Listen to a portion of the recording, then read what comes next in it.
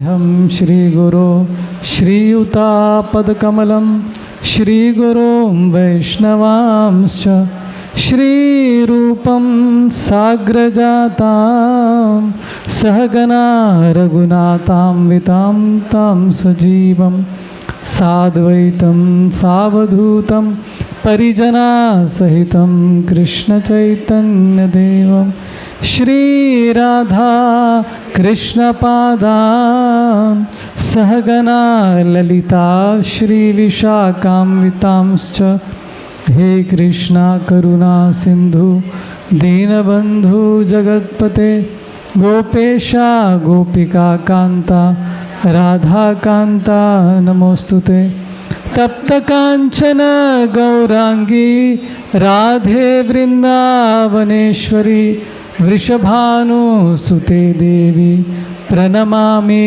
हरिप्रिये नमो विष्णुपादाय कृष्णपृष्ठाय भूतले श्रीमते भक्तिवेदांत स्वामिनिते नामिने नमस्ते सरस्वते देवे गौरवाणी प्रचारिणे निर्विशेषा शून्यवादी पाश्चात्यदेशतारिणे वाञ्छाकल्पतरुभ्यश्च कृपा सिन्धुभ्य एव च पतितानां पावनेभ्यो वैष्णवेभ्यो नमो नमः। जय श्री कृष्ण चैतन्य प्रभु नित्यानंद श्री अद्वैत गदाधर शिवासादि गौर भक्तवृंद। हरे कृष्णा कृष्णा कृष्णा हरे हरे हरे राम राम राम हरे हरे हरे कृष्णा कृष्णा कृष्णा हरे हरे हरे राम राम राम हरे हरे हरे कृष्णा कृष्णा कृष्णा हरे हरे हरे राम राम राम हरे हरे। मूकं करोति वाचालं पंगुं लंघयते गिरिं यत्कृपातमहं वन्दे श्रीगुरुं दीनतारिणं परमानन्दमाधवं श्रीचैतन्यैश्वरम्।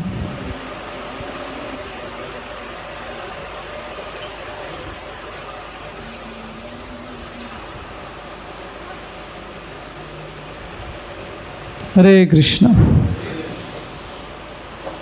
आप सभी का स्वागत है हमारे कांजूर मार्ग के साप्ताहिक सत्संग प्रोग्राम में। आज क्योंकि एकादशी है, उसमें भी निर्जल एकादशी है। चिंता मत कीजिए, हम पूछने वाले नहीं है कि आप में से कितने लोगों ने निर्जला किया है और कितने लोगों ने 64 माला किया है, नहीं पूछेंगे। ये आपके और कृष्ण के बीच में है। तो जनरली हम लोग एकादशी के दिन ज़्यादा से ज़्यादा कीर्तन, ज़्यादा से ज़्यादा भजन, इसमें समय बिताते हैं।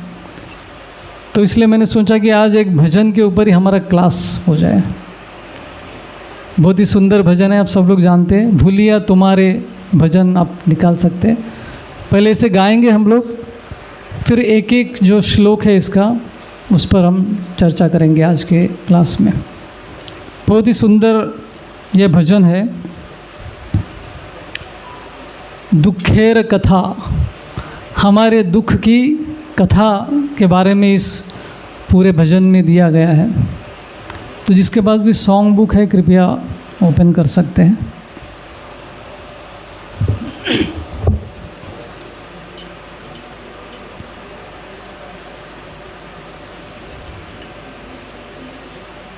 दो ताल है शायद, दो ताल।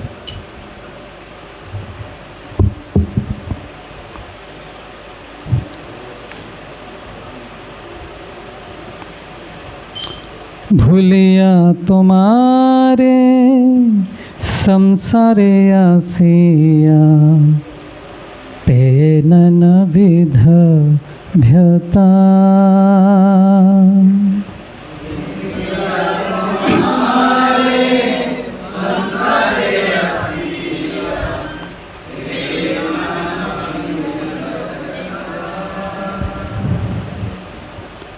भूलिया तुम्हारे संसारे आसिया तेन न विध व्यथा।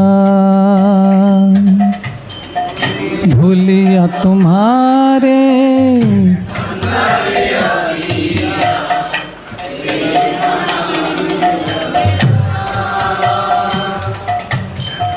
তোমার চরণে আসিয়াছি আমি বলিব দুঃখের কথা।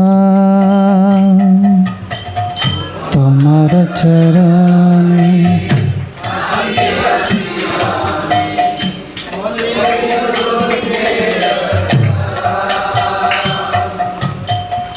তোমার চরণে আসিয়াছি আমি বলিব দুঃখের কথা। তোমার চরণে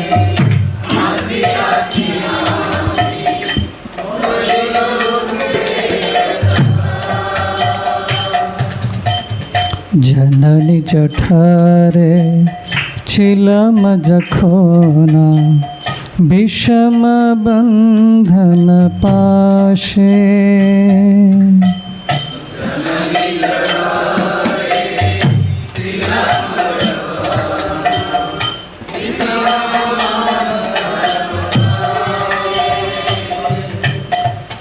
जननी जठरे ছিলাম যখন বিষম বন্ধন পাশে।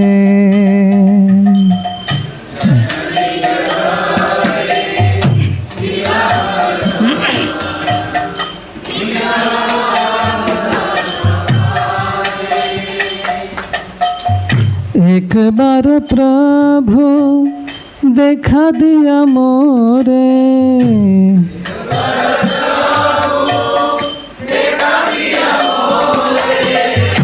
एक बार प्रभु देखा दिया मोरे।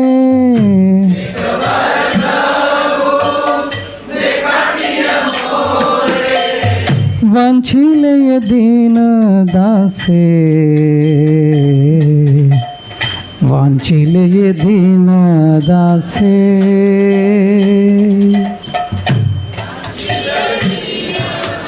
से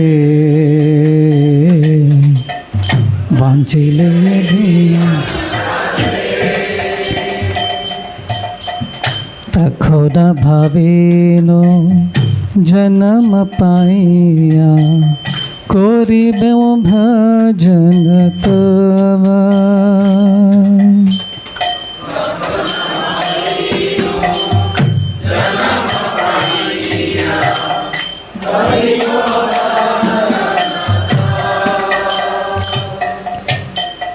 तखोन भाविनो जन्म पाइया करिब भजन तब।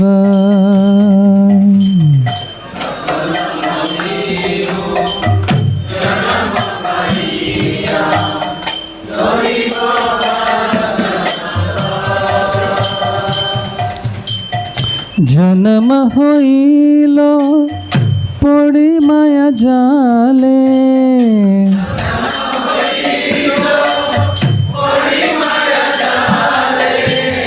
जन्म होइलो पड़ी माया जाले।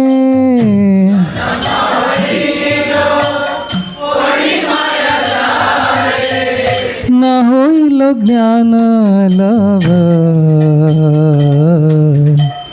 न होइलो ज्ञान लव। न होइलो ज्ञान लव।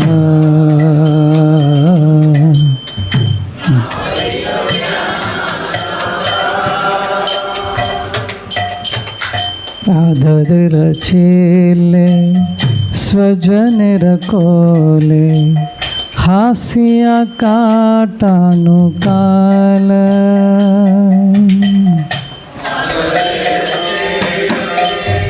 स्वजन रकोले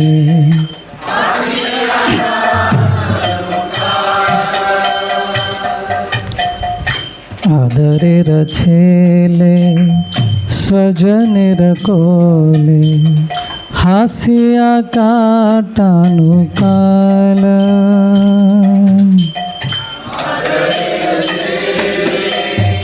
स्वजनेर कोले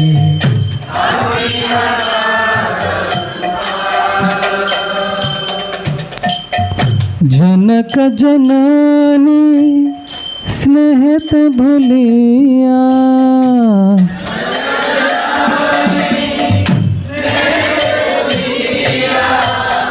जनक जननी स्नेहत भूलिया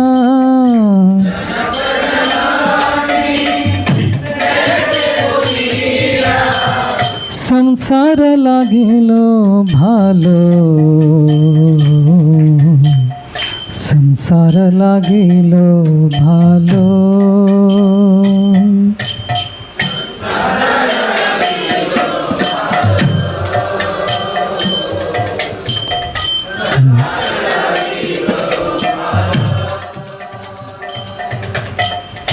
क्रमे दिन दिन बालक होइया खेलिनु बालक सह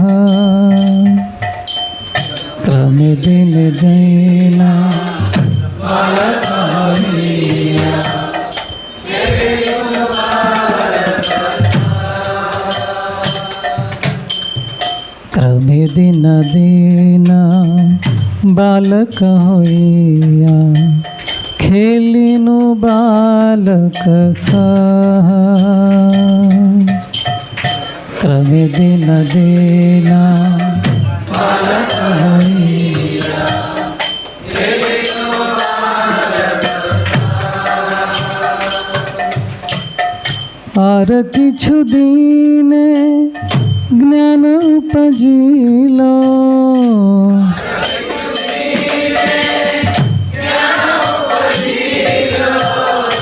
आर किछु दिने ज्ञान उपजिलो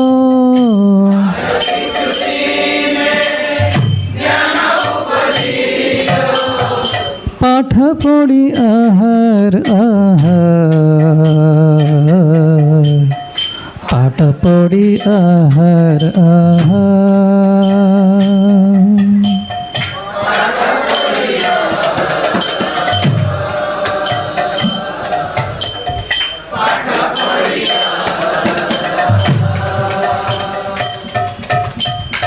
विद्यार गौरवे भ्रमी देश देशे धन उपार्जन कोरी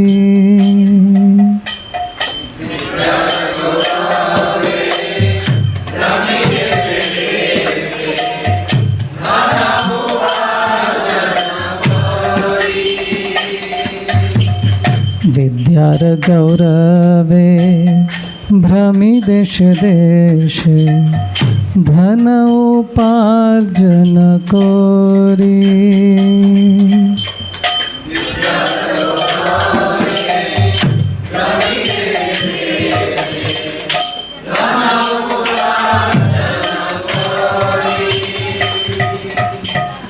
स्वजन पालन कोरी एक मने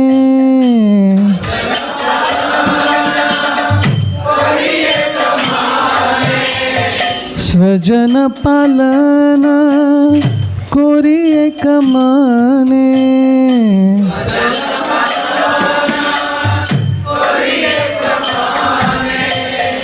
भूलिनु तुम्हारे हरि भूलिनु तुम्हारे हरि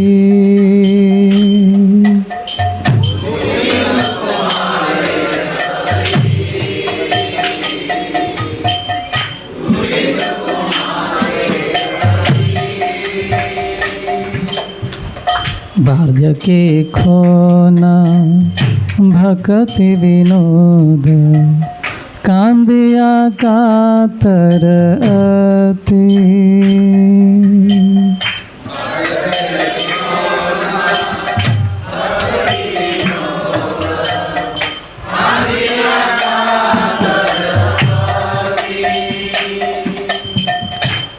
दखे खोना भक्ति विनोद कांदिया कातरती।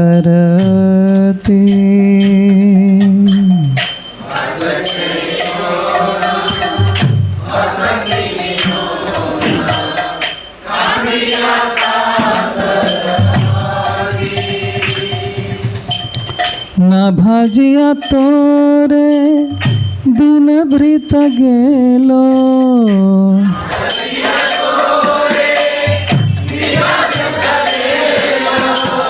न भाजिया तोरे दिन वृथा गेलो,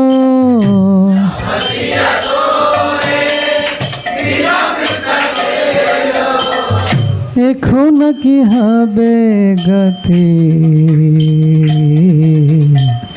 एखोन की हबे गति।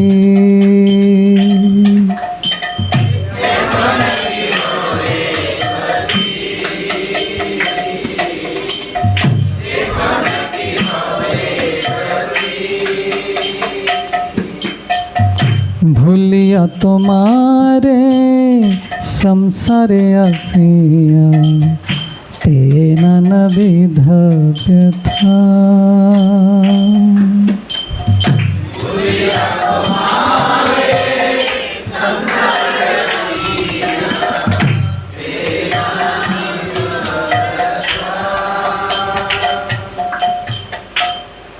हरे कृष्ण।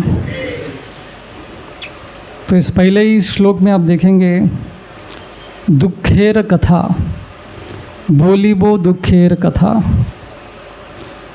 तो ये भक्ति विनोद ठाकुर उनके लिए ये भजन बोल रहे हैं, उनके खुद के मूड से बता रहे हैं, लेकिन एक्चुअली ये सब हम जैसे बद्ध जीव के लिए है, या हमारी कथा है। तो आप देखेंगे पहले श्लोक में, तो यहाँ पे भक्ति विनोद ठाकुर कहते हैं कि हम इस भौतिक जगत में जब भी आए हैं, इस भौतिक जगत को भगवत गीता में क्या बताया है? दुखालयम अशाश्वतम। तो भगवान ने ऐसी जगह ही क्यों बनाई और इस जगह में हमको डाल दिया? जैसे हिटलर के टाइम पे सबको जो मारने का तरीका था, कंसंट्रेशन कैंप था, सबको उसमें डाल देते थे, एक साथ सब लोग मर जाते थे, कई हज़ारों की संख्या में। तो भगवान ने भी क्या ऐसा ही एक कंसंट्रेशन कैंप बनाया क्या इस भौतिक जगत के रूप में? तो यहाँ पे 4 रियल प्रॉब्लम्स है इस भौतिक जगत में: जन्म, मृत्यु, जरा, व्याधि, दुख, दोषानुदर्शनम।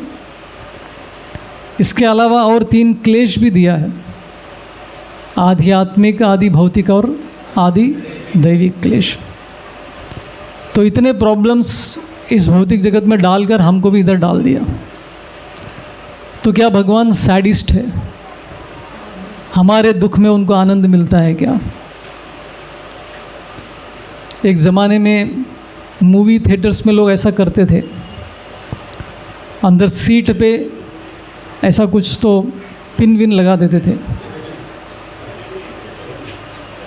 और वो साधारण पिन नहीं था, वो जिनको एड्स की बीमारी हो जाती है उनके खून से लगा वो पिन रहता था, ताकि आप बैठेंगे तो आपको भी चुभ जाए और आपको भी एड्स हो जाए।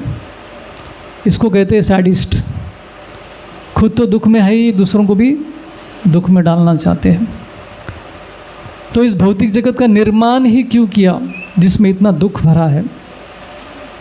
कोई बताना चाहेंगे कि भौतिक जगत का निर्माण किस किस उद्देश्य से भगवान ने बनाया है?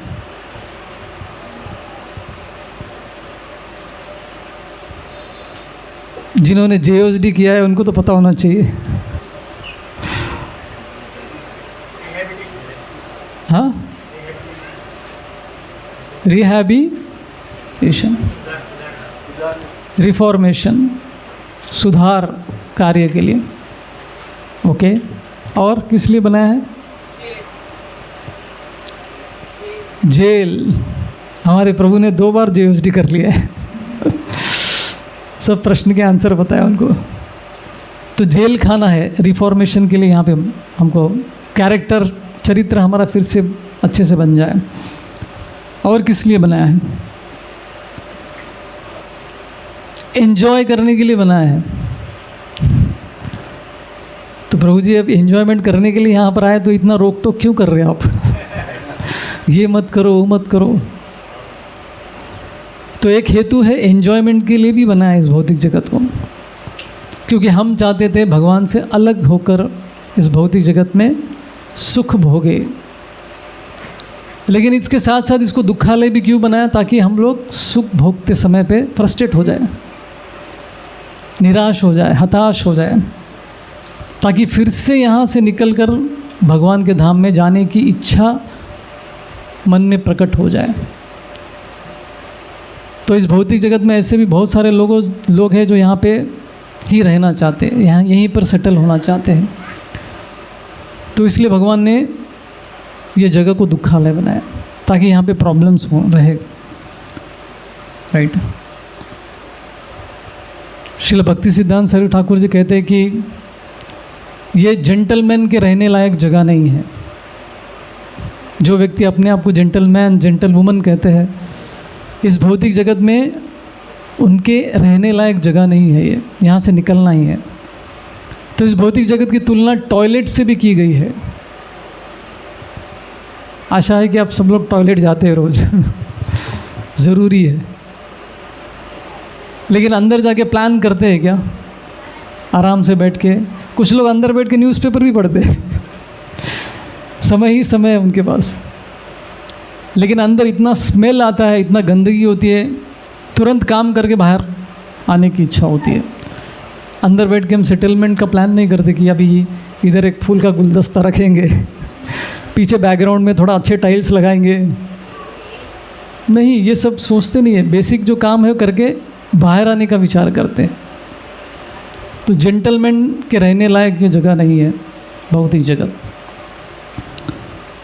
भक्ति सिद्धांत सरस्वती ठाकुर के जो गुरु महाराज है गौर किशोर दास बाबा जी महाराज, तो वो इस भौतिक जगत के जो कर्मी लोग हैं, जो सांसारिक लोग हैं, उनसे दूर भागते थे वो।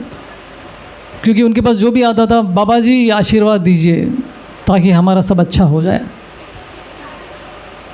तो बाबा जी महाराज इससे तंग हो गए थे और वो निरंतर जप करते रहते थे। तो ऐसे लोगों से परेशान होकर कृपया सब लोग धीरे धीरे आगे आ जाइए, जगह है तो ऐसे सांसारिक लोगों से बाबा जी महाराज भागते रहते थे, उनका संग नहीं करना चाहते थे। और बाबा जी महाराज इतने परेशान हो गए कि वो टॉयलेट में बैठकर जप करने लगे। उधर अपना रूम भजन कुटीर बना लिया टॉयलेट के अंदर। अभी हम चर्चा कर रहे थे कि वहाँ पर ज़्यादा समय बिताना नहीं चाहिए, और गौर किशोर दास बाबा जी महाराज क्या कर रहे थे? वहाँ बैठ के जप कर रहे थे ताकि लोग उनको डिस्टर्ब न करें। बाद में भक्ति विनोद ठाकुर ने देखा कि अरे ऐसा मत कीजिए, उनके लिए एक भजन कुटीर बना के दे दिया। तो बेसिकली ये है कि ये भौतिक जगत रहने लायक जगह नहीं है, दुखों से भरा है। जब छोटे बच्चे समुद्र के तट पे जो बीच होता है, मुंबई में भी बीच है, तो वहाँ पे जो मिट्टी रहता है, मिट्टी से बच्चे लोग खेलते हैं, कभी कभी छोटा घर बनाते हैं। अपना ऐसा पैर रख के पैर के ऊपर पूरा मिट्टी डालते हैं, फिर पैर निकालते हैं, फिर तो घर बन जाता है। आप में से कितने लोगों ने ऐसा किया है? समुद्र के तट पर घर बनाया मिट्टी का। तो माता पिता देख रहे थे उनका बच्चा जो है ऐसा एक घर बना रहा था, तो उतने में जो है वहाँ से समुद्र का पानी आकर घर को नष्ट कर दिया। तो माता पिता ये देखकर हंसने लगे कि ये तो टूटने ही वाला है। लेकिन इन माता पिता को देखकर भगवान हंस रहे कि आप भी तो यही कर रहे हैं।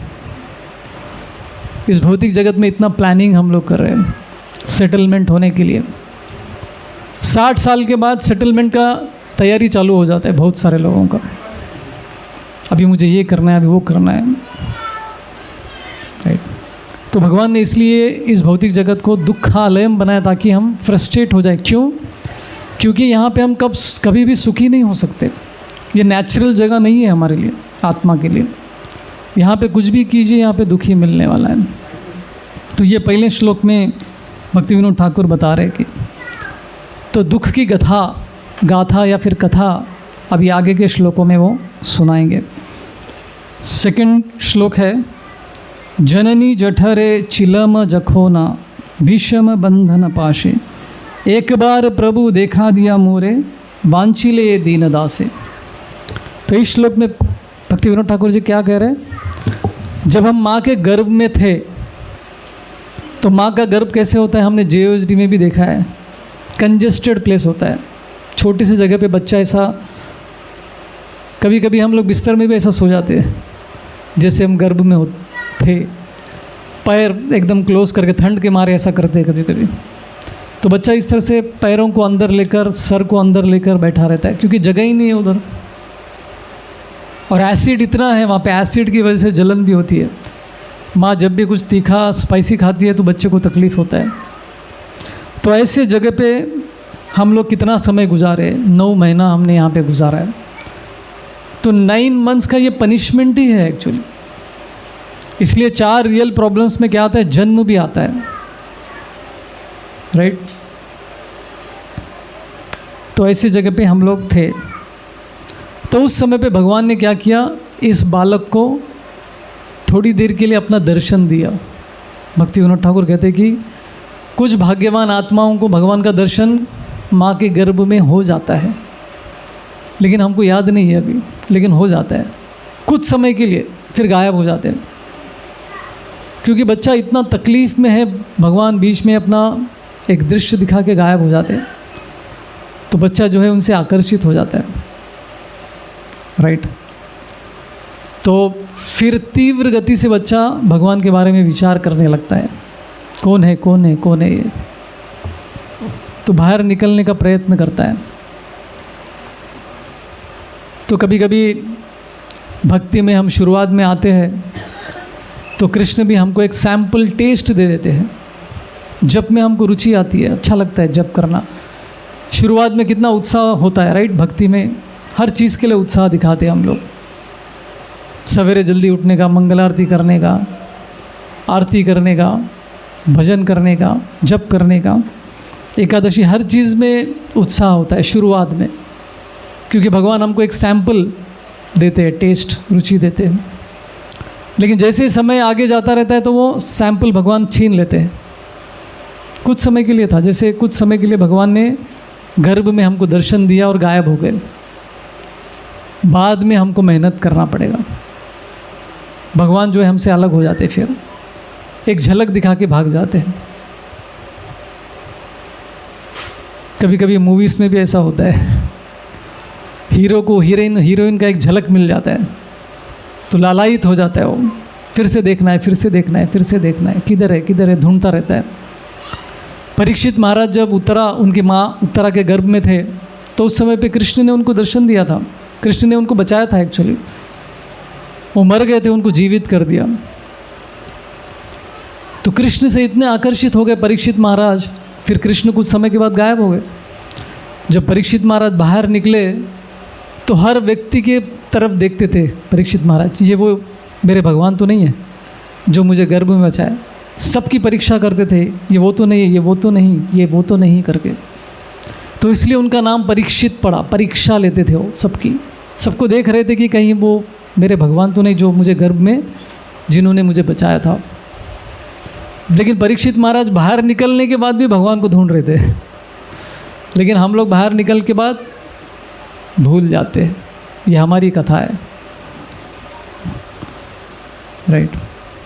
जैसे नारद मुनि, उनके पिछले जन्म में जो एक छोटे से बालक थे, राइट, एक कामवाली के पुत्र थे, शूद्रानी के पुत्र थे। तो वो भी जब वन में जाकर तपस्या कर रहे थे नारायण के ऊपर, भगवान नारायण के ऊपर ध्यान लगा रहे थे, तो उस समय पे भगवान ने उनको दर्शन दिया था कुछ ही समय के लिए, फिर भगवान गायब हो गए। तो उनकी तड़प और बढ़ गई नारद मुनि की, किधर है भगवान, किधर है, किधर है, इतना सुंदर उनका रूप है, फिर से देखने की इच्छा होती है। तो कभी कभी भगवान जो है हमको विरह भाव में डाल देते हैं, विरह की भावना। जैसे बहुत सारे लोग पूछते कि कृष्ण वृंदावन छोड़ के मथुरा क्यों गए, इतने सारी गोपियों को, गोप बालों को क्यों छोड़कर चले गए? क्योंकि वो विरह की भावना बढ़ाना चाहते हैं। जब हमारे निकट के व्यक्ति जिनसे हम प्रेम करते हैं वो हमसे दूर होते हैं तो क्या होता है? प्रेम की भावना और तीव्र हो जाती है, इंटेंसिटी बढ़ जाती है प्रेम की। तो कभी कभी कृष्ण ये इंटेंसिटी बढ़ाने के लिए, ये तीव्रता बढ़ाने के लिए हमसे दूर हो जाते हैं, राइट। तो इसको विरह भाव बोल। एक तो संभोग है, जो आप जिससे प्रेम करते हैं उनके साथ आपका मिलन होता है। एक दूसरा है विरह, आप उनसे अलग हो जाते हैं। तो जीव भी जो है भगवान से अलग हो गया, लेकिन हमारे अंदर विरह की भावना नहीं है। हम लोग मज़े में इधर आराम से ज़िंदगी जी रहे, यहाँ पे मेहनत कर रहे हैं खुश होने के लिए। तो ये विरह की भावना जो है, इसका अनुभव हमको करना है कि अरे कृष्ण कहाँ पर है। प्रभुपाद जी कहते हैं कि वृंदावन में जो हमारे गोस्वामी है उनका मूड कभी भी मुझे कृष्ण मिल गए ऐसा नहीं रहता था। मुझे भगवान मिल गए, मुझे भगवान के दर्शन हो गए, भगवान को मैं देख सकता हूँ, ऐसा कभी उन्होंने नहीं बताया। वो हमेशा यही सोचते थे कि कृष्ण किधर है, कृष्ण किधर है, कृष्ण किधर है। विरह की भावना। तीसरे श्लोक में भक्ति विनोद ठाकुर कहते हैं, ताखो न भावीनु जन्म पाइया कोरीबो भजन तब, जन्म होइलो पोड़ी माया जाले, ना होइलो ज्ञान लव। तो ये तीसरा श्लोक है। तो बच्चे ने गर्भ में बहुत सारे प्रॉब्लम्स को झेला, भगवान की झलक भी देख लिया। तो अभी वो क्या कहते हैं, भगवान से कहते हैं कि मैं जैसे ही बाहर आऊँगा आपकी भक्ति करूँगा। जैसे कभी कभी कुछ लोग बोलते हैं, अरे जैसे ही मेरे सब प्रॉब्लम्स चले जाएंगे ना, मैं आके भक्ति करूँगा, आपके प्रोग्राम में आऊँगा, माला भी करूँगा, सब करूँगा मैं, बस ये 2 प्रॉब्लम्स बस चली जाए। तो इस तरह के प्रॉमिसेस हम भी करते हैं। तो जीव भी जो है भगवान को प्रॉमिस कर रहे हैं यहाँ पे कि जैसे मैं बाहर आऊँगा आपकी भक्ति करूँगा, राइट। खास करके हम जब दुख में होते हैं, कठिनाइयों से गुजरते हैं, उस समय पे बहुत सारे प्रॉमिस करते हैं भगवान से, भगवान को वचन देते कि मैं भक्ति जल्दी करूँगा, अच्छे से करूँगा, बस मुझे प्रॉब्लम से मुक्त कर दो। एक बार एक व्यक्ति जंगल में फंस गए थे, वो मिलिट्री के सैनिक थे, वो आर्मी के सैनिक थे। तो उनके बाकी के जो फ्रेंड थे सब मर गए, वो अकेले बच गए थे। तो किसी तरह से अपने आप को बचाकर भाग रहे थे। तो उनके पीछे पीछे सैनिक लगे हुए थे। तो भगवान से इंटेंसली प्रे कर रहे थे क्योंकि दुख में है, भगवान आप मुझे बचाइए, बचाएंगे तो बस पूरा जीवन आपको समर्पित कर दूंगा। ऐसे वचन हम भी देते हैं। तो ऐसा प्रॉमिस करने लगा कि भगवान मुझे बचा लो, बस जीवन भर आपकी सेवा करता रहूँगा मैं, बस इस संकट से मुझे मुक्त कर दो, मुझे जीवन दान दे दो। तो भागते भागते जो है गुफा में चला गया, एक गुफा मिल गया था उसको। तो गुफा में अंदर जाके छुप गया और भगवान से तीव्रता से प्रार्थना कर रहे थे, प्लीज़ मुझे बचाओ, प्लीज़ मुझे बचाओ। तो उतने में वो गुफा के एंट्रेंस में उसके द्वार पर एक मकड़ी आई और मकड़ी आके उसने पूरा गुफा के एंट्रेंस में जाल बना दिया। तो ये व्यक्ति सोचने लगे कि ये मकड़ी की जाल मुझे कैसे बचाएगी, इसको तो फाड़ के कोई भी आ जाएगा। तो मन में विचार आया था कि भगवान इस तरह से क्या मुझे बचाना चाह रहे हैं, मकड़ी के जाल से क्या होने वाला है, ऐसे मन में विचार आ रहे थे उसके। तो उसी समय पे दुश्मन के सैनिक वहाँ पर आ गए और इधर उधर देखने लगे।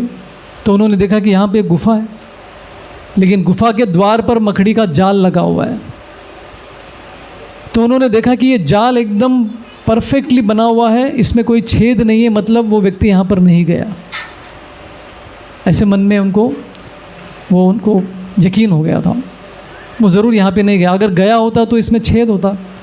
तो वो लोग वहाँ से आगे की तरफ निकल गए। देखिए भगवान के बचाने के तरीके अलग होते हैं, कभी कभी हमको समझ भी नहीं आता उस समय पर।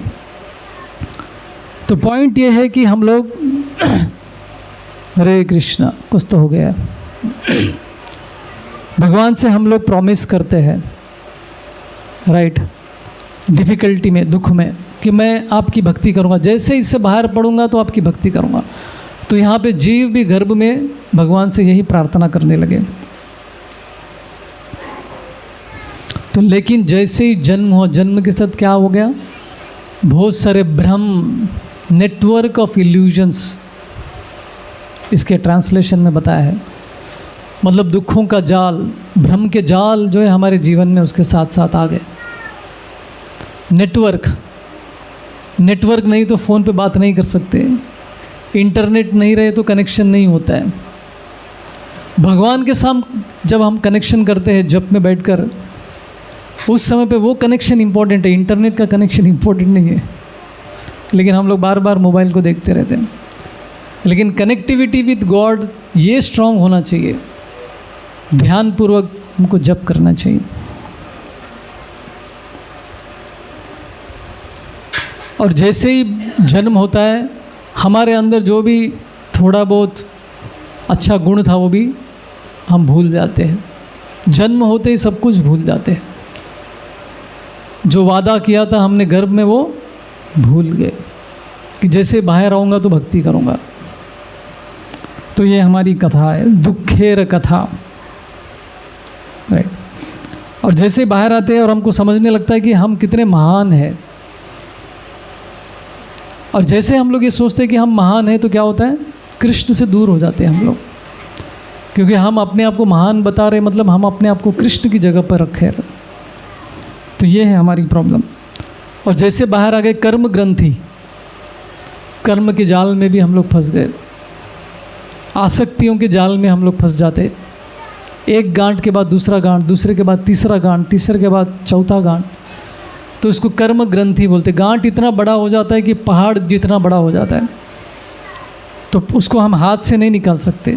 गांठ को, उसको निकालने के लिए तलवार की ज़रूरत पड़ती है, वो है ज्ञान का तलवार। उसी से ही हम लोग कर्म ग्रंथि को काट सकते हैं, राइट। तो प्रॉमिसेस, वचन देते हैं हम लोग। आप में से कितने लोग नए साल के टाइम पे रेजोल्यूशंस लेते हैं, मतलब ये अगले साल में मैं ये करूँगा? कितने लोगों ने लिया था अभी इस साल की शुरुआत में रेजोल्यूशंस? कोई है यहाँ पर? एक ही है, दो है, बाकी सब तो फाइट स्टार्ट होने से पहले छोड़ दिया लगता है। लड़ाई करने से पहले ये हमसे तो होने ही वाला नहीं, तो प्रॉमिस क्यों करे करके। बुद्धिमान लोग हैं आप लोग। जो होने ही नहीं वाला है उसके लिए क्यों चिंता करे। तो उन आत्माओं के लिए जो रेजोल्यूशंस लेते हैं उनके लिए है ये पॉइंट। तो हम लोग रेजोल्यूशंस लेते हैं, प्रॉमिसेस करते हैं, लेकिन निभा नहीं पाते उसको। एक महीने तक कुछ करते हैं, फिर बाद में छूट जाता है, फिर वो दूसरे महीने तक पहुंचते ही नहीं। हम लोग रोज़ एक भगवत गीता का श्लोक पढ़ूंगा, ऐसा प्रॉमिस कितने लोगों ने किया अभी तक अपने जीवन में? हाथ ऊपर हुए। हर दिन एक श्लोक। कोई प्रॉब्लम नहीं प्रॉमिस करने में, हाथ बिंदास उठाइए। उसके बाद वाला प्रश्न नहीं करूंगा मैं कितने लोगों ने तोड़ा है करके। तो हम लोग कितने सारे वचन खुद को देते हैं लेकिन निभा नहीं पाते, डिटर्मिनेशन नहीं है हमारे अंदर। तो यहाँ पे भी जीव जो है भगवान से प्रॉमिस कर रहे हैं कि जैसे बाहर आऊँगा भक्ति करूँगा, प्रॉब्लम्स ख़त्म हो जाएंगी तो भक्ति करूँगा। प्रॉब्लम्स ख़त्म नहीं होने वाली है, उसका वैरायटी बदलने वाला है।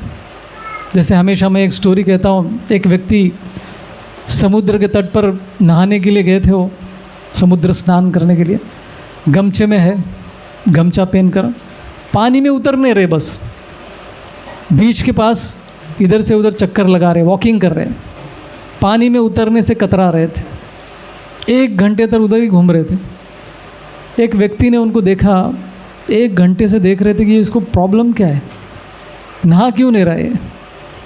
तो जाके उसको पूछते कि भाई आप क्यों नहीं नहा रहे, रेडी तो हो गए नहाने के लिए लेकिन पानी में क्यों नहीं उतर रहे। तो वो कहता है कि जैसे ये पानी में लहर कम हो जाएंगी मैं जाऊंगा नहाने के लिए। तो पानी में वेव्स, लहर जाने वाली है क्या? नहीं जाने वाली। जीवन में प्रॉब्लम्स रहने ही वाली है, नहीं जाने वाली है, मृत्यु के अंत तक रहने वाली है। उसका वैरायटी बदलता रहेगा, पानी में उतरने का, भक्ति करने का। तो यही चीज़ें यहाँ पे बताई गई है। तो नो प्रॉब्लम, आप लोग न्यू ईयर के रेजोल्यूशंस भी लेते हैं, ब्रेक भी होता है तो भी प्रॉब्लम नहीं, लेते रहिए। किसी एक दिन शायद हमको क्षमता मिल जाए, हमारी दृढ़ता बढ़ जाए, डिटर्मिनेशन भी बढ़ जाए, तो शायद हम लोग कर पाए। हम लोग यहाँ पे बहुत सारे लोगों का दीक्षा हुआ है, तो पूरे जीवन भर का कमिटमेंट है, हर दिन 16 माला करना है उनको। अस्पताल में भी पड़े हैं लेटे हुए, एक हाथ से जब चलता रहना चाहिए। इस तरह का कमिटमेंट है दीक्षा। तो बहुत बड़ी हिम्मत की बात है ये, कलयुग में खास करके।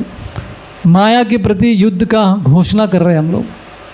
देखो हम लोग मैदान में उतर गए, जो होगा देखा जाएगा। तो यह तीसरा श्लोक, चौथे श्लोक में बता रहे हैं भक्ति विनोद ठाकुर, आदरेर छेले स्वजनेर कोले हास्य काठानुकाल जनक जननी स्नेहते भूलिया संसार लागिलो भालो।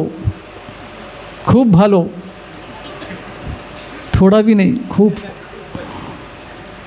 तो जैसे हम बाहर निकल गए, सभी लोग हमारे चारों तरफ आ जाते। सब लोग बच्चे को हंसाने का प्रयत्न करते हैं, कुछ कुछ ओहो ऐसा ऐसा कुछ। आप लोग अच्छी से जानते हैं। तो क्या क्या नहीं करते हम बच्चे के सामने। तो बच्चा सबको देखता है, अंदर इतने प्रॉब्लम्स में था, बाहर आते कि सब इतने सारे लोग मेरे से प्रेम जता रहे, तो उसको लगता है कि भाई ये बढ़िया जगह है। ये तो देखो सब लोग कितना प्रेम कर रहे हैं मुझसे। बेचारे को पता नहीं कुछ साल के लिए है वो। बाद में मार पड़ने वाली है उसको। तो जैसे ही बाहर निकलता है, सबका प्रेम देखकर, रिलेटिव सगे संबंधी सबका प्रेम देखकर वो भूल जाता है जो उसने प्रॉमिस किया था गर्भ में। भगवान से जो प्रॉमिस किया था वो भूल जाता है, क्योंकि ये इतना स्नेह मिल रहा है। स्नेह का पाश, पाश मतलब जानते हैं,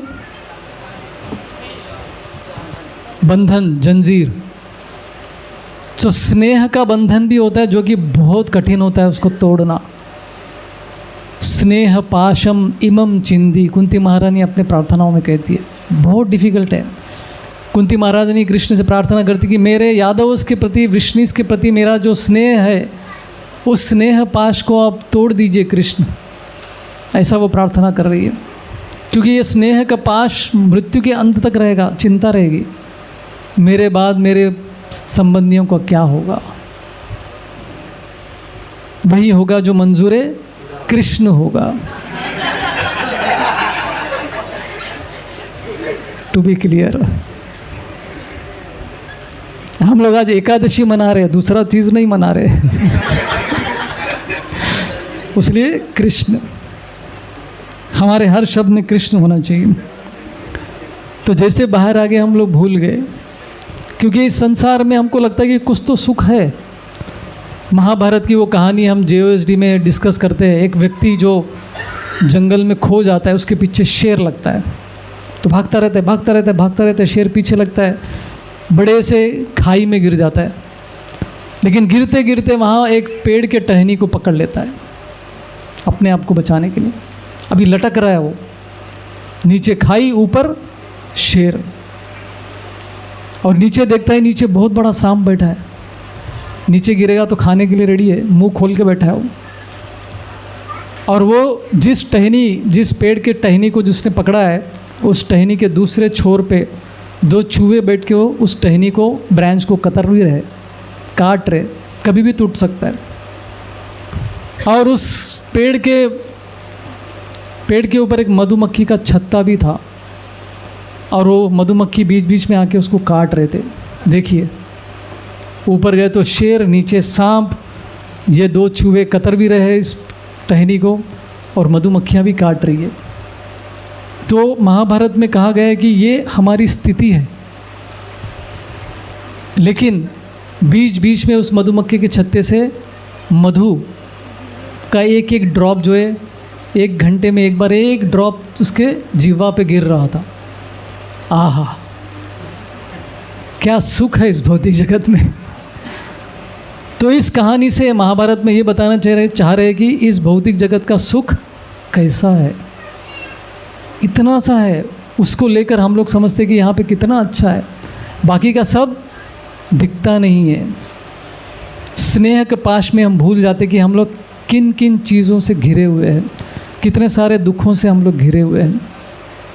मति मारी जाती है, हमको केवल वो शहद का एक ड्रॉप ही दिखता है, वो भी मुश्किल से मिलता है। वो उसके लिए संघर्ष है इस भौतिक जगत में। डोंबिवली फास्ट लेके लोग सवेरे सवेरे निकलते हैं ऑफिस जाने के लिए, इतने रश में एक पैर के ऊपर खड़े रहकर इतना संघर्षों से गुजरते हुए, तो किसके लिए? वो एक ड्रॉप हनी, मधु के लिए। तो ये माया जैसे ही भौतिक जगत में आए हैं, ये जो माया के दो शक्तियाँ होती हैं, आवरणात्मिका और प्रक्षेपात्मिका, ये दो टाइप के कवरिंग्स जो हमको कवर कर देता है ताकि हमको चीज़ें एज इट इज़ दिखाई ना दे, हमारी बुद्धि को समझ में न आ सके। क्या है ये दो शक्तियाँ? आवरणात्मिका और प्रक्षेपात्मिका। आवरणात्मिका कवरिंग क्या करता है? हमको फॉल्स होप, मिथ्या आशा देता है। अरे यहाँ पे भी आप कामयाब होंगे एक दिन, हम होंगे कामयाब एक दिन, आपको भी सुख मिलेगा, बस लगे रहो मुन्ना भाई, तो एक दिन आपको मिलने वाला है। False hope. एडवर्टाइजमेंट इंडस्ट्री भी हमको यही देता है, अरे आप ये खरीदेंगे तो आप सुखी हो जाएंगे, ये खाओगे तो आप प्रसन्न हो जाओगे। तो ये माया का एक शक्ति है, आवरणात्मिक शक्ति, हमारे ज्ञान को कवर कर देता है, हमको समझ में नहीं आता कि क्या चल रहा है। आप में से कितने लोगों को अनुभव है भक्ति में आने के बाद हमको चीज़ें जो है ठीक सही ढंग से दिखने लगी है? ऐसा कितने लोगों को अनुभव है? पहले दिखता नहीं था कुछ भी, पहले बस लगे रहते थे हम लोग भी संघर्ष में। अभी समझ में आता है कि क्या चल रहा है जीवन में, परसेप्शन बदल जाता है हमारा, दुनिया को देखने का नज़रिया बदल जाता है। और ये आवरणात्मिक शक्ति क्या करता है? हमको क्या बोलता है? हमको कंफर्टेबल बना देता है, आराम की ज़िंदगी है। खास करके जो सत्व गुण में रहते हैं उनको क्या होता है? सुख और ज्ञान का अनुभव होता है। ऐसे लोग भी भक्ति में कभी नहीं आते जो अपने जीवन में सुखी है, पैसा मिल रहा है, घर में कोई प्रॉब्लम्स नहीं है, कोई डिजीज़ नहीं है, कोई बीमारी नहीं है, किसी के साथ दुश्मनी नहीं है, पड़ोसी परेशान नहीं कर रहा है, मित्र भी सब अच्छे हैं। कुछ लोग ऐसी स्थिति में भी रहते हैं, उनको भक्ति में लाना बहुत डिफ़िकल्ट है। उनको लगता है क्या ज़रूरत है, सब तो अच्छा चल रहा है जीवन में। तो आवरणात्मिक शक्ति का ये भी एक कार्य है, हमको कंफर्टेबल बना देता है, आवश्यकता नहीं है ऐसा महसूस होने लगता है, और वो संतुष्ट रहता है इस भौतिक जगत में। भगवत धाम जाने की इच्छा मन में आता ही नहीं उसको। I am fine, I am okay, इस तरह की भावना होती है। प्रक्षेपात्मिक में क्या होता है? ये कवरिंग क्या करता है माया का? हमको कारण बताता है, भक्ति में सत्संग में क्यों नहीं जाना, इसके अलग अलग कारण हमको बताता है। जैसे हम भी शुरुआत में जब इस सत्संग प्रोग्राम में आ रहे थे तो बहुत सारे लोगों ने रोका होगा हमको, अरे क्या जा रहे हो आज, अच्छा हॉलीडे, चलो एंजॉय करते, चौपाटी बीच चलते, जुहू बीच चलते। अलग अलग कारण लोग देते हैं हमको रोकने के लिए, ताकि हम सत्संग में न जा सके, ताकि हम भक्ति नहीं कर सके। तो माया भी हमको अलग अलग कारण देती है भक्ति नहीं करने के लिए। तो ये भगवान, ये माया का क्या है? प्रक्षेपात्मिक कवरिंग है, जो हमको भगवान से दूर कर देता है। उसमें से एक कारण है, अरे ये हरे कृष्णा वाले तो इतना सारा रूल्स एंड रेगुलेशंस, इतने सारे रेस्ट्रिक्शंस, ये मत खाओ, वो मत खाओ, ये मत पियो, वो मत पियो, ये मत करो, वो मत करो, तो इससे अच्छा जाते नहीं है हम लोग। तो ऐसे कारण देते हैं हमको, माया हमको ऐसे कारण देती है। प्रक्षेपात्मिक का कवरिंग कहते हैं इसको, राइट। इस्कॉन क्यों जा रहे हो? वहाँ पे तो मूर्ख लोग जाते हैं, सेंटिमेंटल लोग जाते हैं, हरे कृष्णा करते रहते वो लोग। तो कभी कभी हम लोग कन्विंस्ड हो जाते हैं हाँ कि क्या आवश्यकता है इधर जाने की। तो ये माया का कवरिंग से हम लोग जैसे ही बाहर आ गए, माया के ये दो कवरिंग में हम लोग फंस जाते हैं और स्नेह पाश में हम लोग बंध जाते हैं।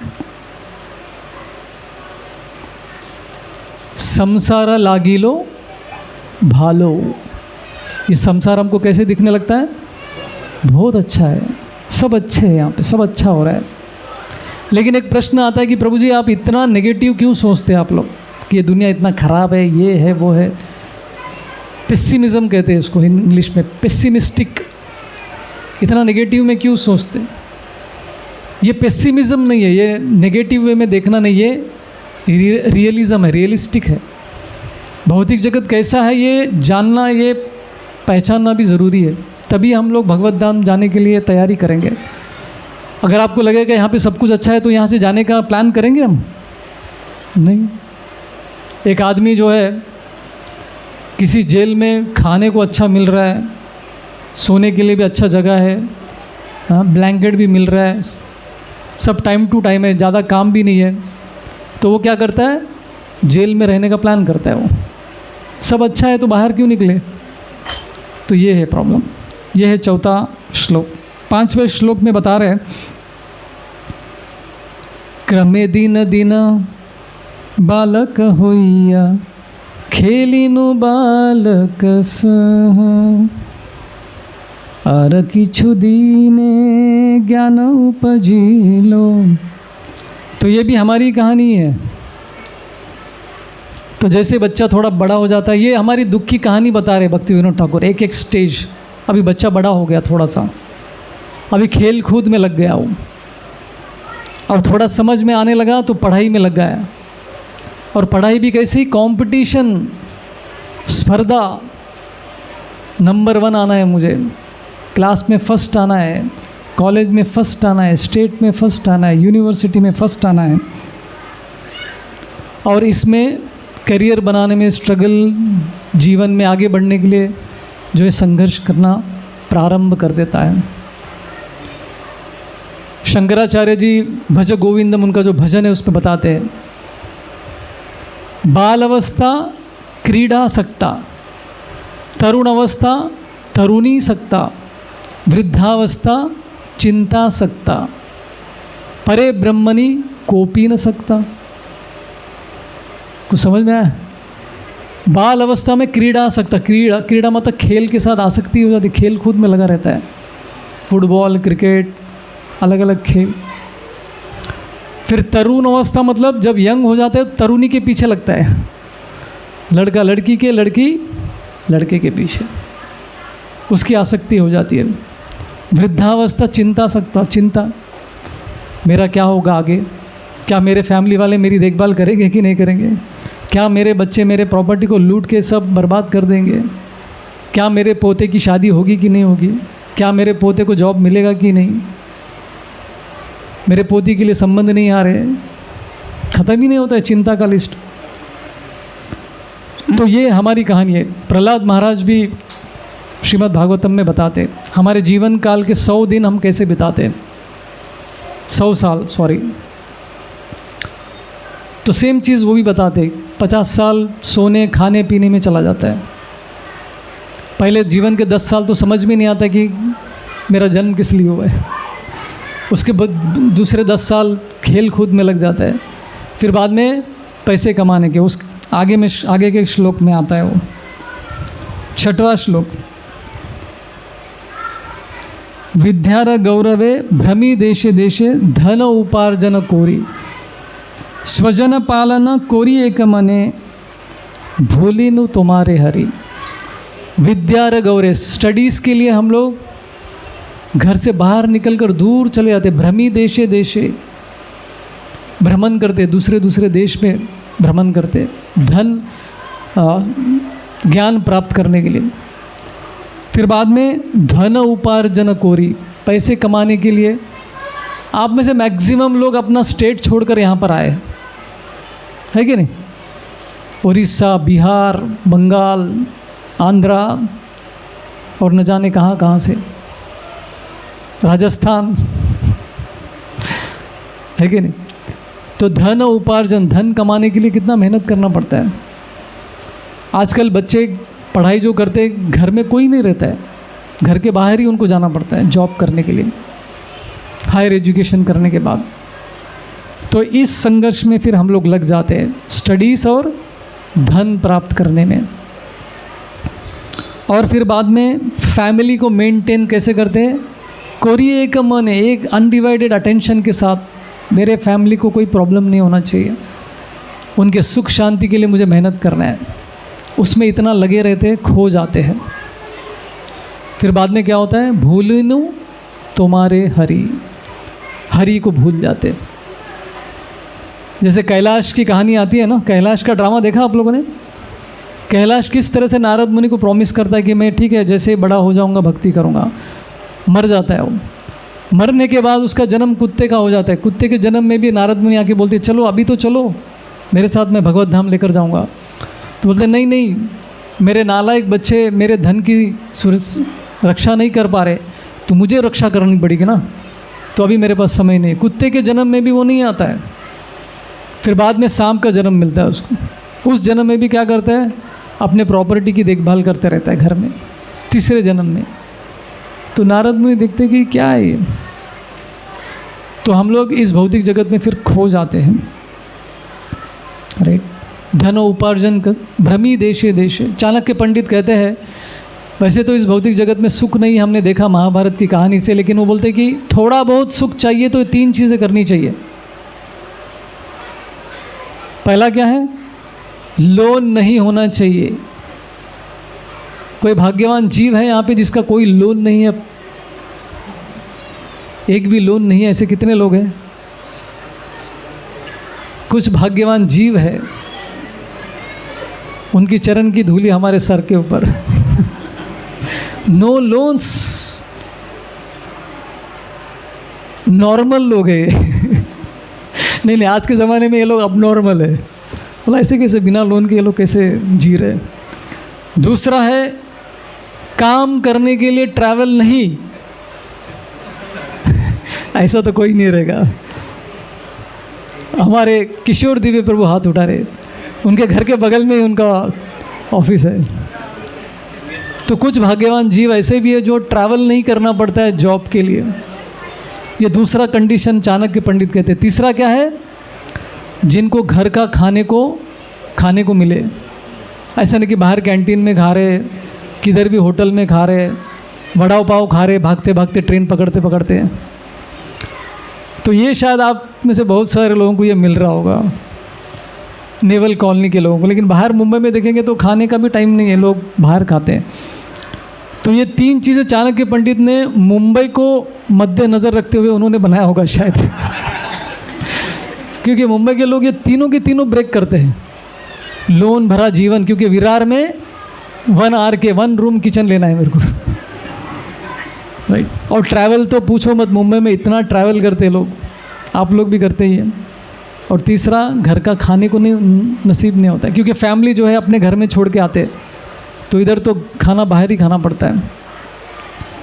लेकिन किसके लिए, विद्यार गौरवे भ्रमी देशे देशे धन उपार्जन कोरी। फिर इसमें क्या हो गया, हरि को भूल जाते हैं हम। आखिरी श्लोक, वार्धक्य एखो न भकति विनोद कांदिया कातार अति। राइट। तो भक्ति विनोद ठाकुर कह रहे कि मैं अभी बूढ़ा हो गया, बुढ़ापे में मैं आपकी भक्ति कैसे कर पाऊंगा, बहुत मुश्किल है। ठीक से देख नहीं पाते, ठीक से सुन नहीं पाते, ठीक से पढ़ नहीं पाते, ठीक से चल नहीं पाते, ठीक से सोच नहीं पाते, एक्सेट्रा एक्सेट्रा, और भी ऐड कर सकते हैं आप उसमें। तो इस तरह सारे प्रॉब्लम्स के साथ भक्ति कैसे करेंगे हम लोग। मंदिर जाने को नहीं होता है। मुंबई में मंदिर जाना है तो लोकल ट्रेन में जाना है, सीढ़ी चढ़ने का, सीढ़ी उतरने का, कहीं कहीं पे लिफ्ट है तो कहीं नहीं है। तो इस डर से लोग मंदिर भी नहीं जाते। बहुत सारे लोग कहते कि ये भक्ति, ये भगवत गीता बुढ़ापे में करनी चाहिए। ये सब कितने प्रॉब्लम्स है, कैसे करेंगे। तो भक्ति विनोद ठाकुर यही कह रहे कि मैं बूढ़ा हो गया हूँ, मैं अभी कैसे आपकी भक्ति कर पाऊँगा। Right, old age. तो इसलिए इस भौतिक जगत में अभी जो हमको समय मिल रहा है, शरीर अभी भी ठीक है, साथ दे रहा है, ऐसे समय में भक्ति अच्छे से करनी है। तो इसलिए भगवान हमको एक स्पेशल तिथि भी देते हैं जिसमें हम लोग भक्ति में प्रगति हो सके। जैसे एकादशी है, एकादशी को माधव तिथि कहते हैं, भगवान का दिन है आज। जितना ज़्यादा इसमें हम भक्ति करेंगे उतना फ़ायदा होगा, उतना स्पीड से हम आगे बढ़ेंगे भगवत धाम जाने के। तो अभी हमको डिसाइड करना है कि हमको अभी मेहनत करना है या फिर जीवन के अंत में रोना है, दुखी होना है कि अरे मैंने लाइफ वेस्ट कर दिया। दो तरह के तकलीफ होते, दो तरह का पेन होता है। एक पेन है पेन ऑफ डिसिप्लिन और एक पेन है पेन ऑफ क्या लिखा, गिल्ट, इंग्लिश में है। ये दो तरह के पेन क्या है, एक तो पेन है जो मेहनत करने में भी थोड़ा तकलीफ़ होता है, सवेरे जल्दी उठने में तकलीफ़ होता है, रात में जल्दी सोने में तकलीफ़ होता है, मोबाइल कम से कम देखे इसमें तकलीफ़ होता है। तो अभी एक पेन है, इसको पेन ऑफ डिसिप्लिन कहते हैं। मतलब ये पेन से गुजरेंगे तो हम लोग सक्सेस हो सकते हैं। एक दूसरे तरह का पेन है पेन ऑफ गिल्ट, मतलब अरे हम नहीं कर पाए, हमने टाइम वेस्ट कर दिया, अभी आखिरी समय आ गया, काश मैं जीवन में अच्छे से भक्ति कर लेता, काश मैं उनकी बात सुन लेता। तो ये पेन, दोनों में से कौन सा पेन ज़्यादा तकलीफ़ देता है, डिसिप्लिन वाला या फिर गिल्ट वाला? बहुत भयंकर पेन है वो, क्योंकि एक बार समय गया तो गया, वापस नहीं आता है। तो अभी हमको डिसाइड करना है कि हमको किस पेन से गुजरना है, डिसिप्लिन वाले पेन से या गिल्ट वाले पेन से। गिल्ट मतलब वो भयंकर पेन है वो। जैसे हमारे भक्त कहते हैं कि 3 प्रकार के लोग होते हैं। एक तो वो भाग्यवान जीव जो भक्ति में आते हैं, तो भाग्यशाली है। एक दूसरे है जो दौर्भाग्य लोग हैं, जिनका भाग्य ठीक नहीं। वो लोग कौन है? जो भक्ति में नहीं आते, भक्ति के बारे में पता ही नहीं है, जीवन के उद्देश्य के बारे में पता नहीं है। लेकिन तीसरे है जो अतिशय दुर्भाग्यशाली है। वो कौन है? जो भक्ति में आने के बाद भी सिंसियरली भक्ति नहीं करते। सबसे ज़्यादा दुर्भाग्यशाली ये है। क्यों? क्योंकि उनको पता है जीवन का उद्देश्य क्या है। तो ज़्यादा डेंजर तो यही है, जानने के बाद भी हम लोग नहीं कर पाते, तो ये ज़्यादा अनफॉर्चुनेट सिचुएशन है, दुर्भाग्यशाली वाली स्थिति है। तो ये स्थिति में हमको नहीं पढ़ना है, इसलिए भगवान ने हमको ये स्पेशल तिथि दिया है, एकादशी, अलग अलग त्यौहार दिया है। और यहाँ के हमारे कांजूर मार्ग के जो भक्त गण हैं, इन्होंने तो इतना वैरायटी दिया है यहाँ पे। अगले हफ्ते कीर्तन मेला है यहाँ पे। आज 64 राउंड्स का आयोजन किया है। रथ यात्रा होता है, शोभा यात्रा होता है। लास्ट टाइम गौर पूर्णिमा भी इतने बड़े स्केल में बाहर पंडाल डाल के किया है। तो इतना अपॉर्चुनिटी हमको यहाँ पे मिल रहा है भक्ति करने के लिए। तो हम पेन ऑफ डिसिप्लिन से गुज़रते हैं। तकलीफ़ होगा, लेकिन वो तकलीफ़ झेलने लायक होगा, ताकि हम लोग भक्ति में सफल हो सके। हरे कृष्णा।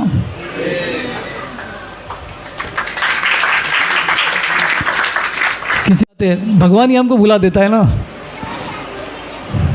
आपका पहला प्रश्न है कि माया देवी को हमारे पीछे क्यों लगा दिया है।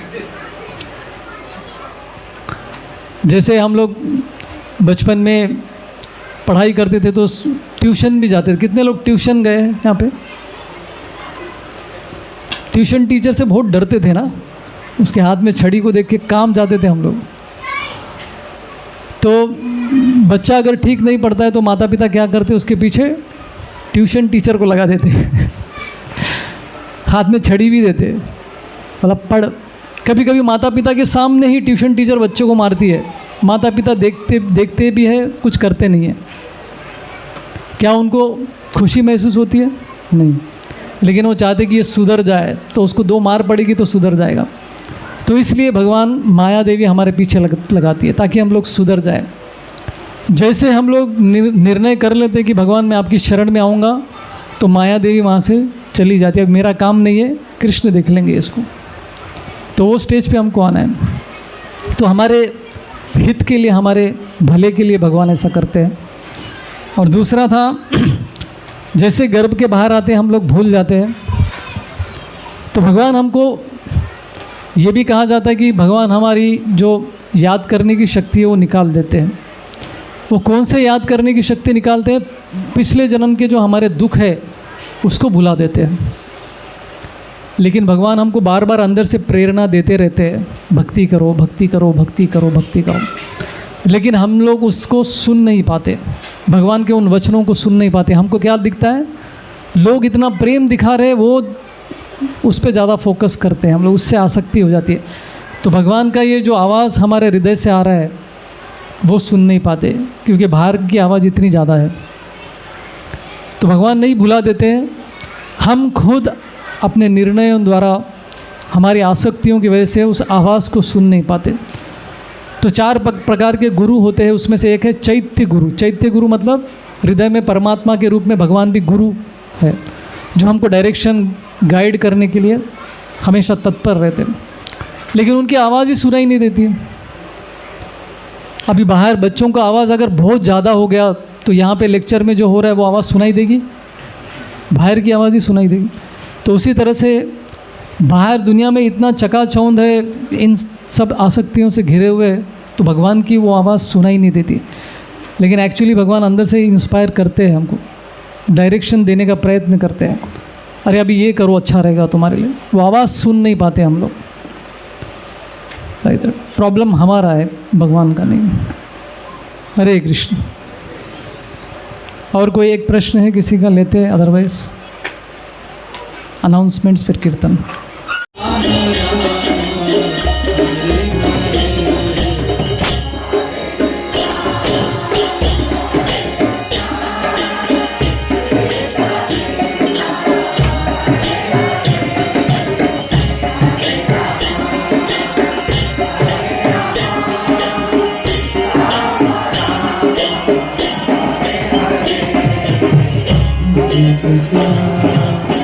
Hare Krishna, Krishna